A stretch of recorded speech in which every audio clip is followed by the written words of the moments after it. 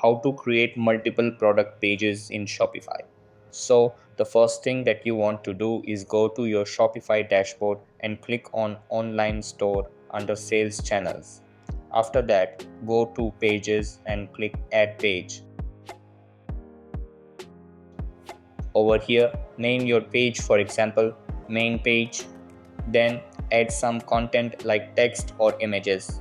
After that, click on save. Then go to main menu.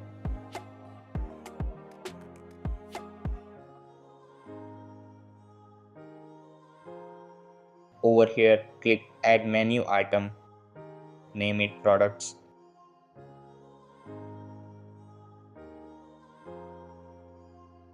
and set the link to the main page you just created. Then click on add and save it. After that, go back to pages and create more pages like page 1 and page 2. Over here, add some content and make sure visibility is set to visible. Then click save. So that's all for this video. Consider subscribing if you find it helpful, and I'll catch you in the next one. Thanks.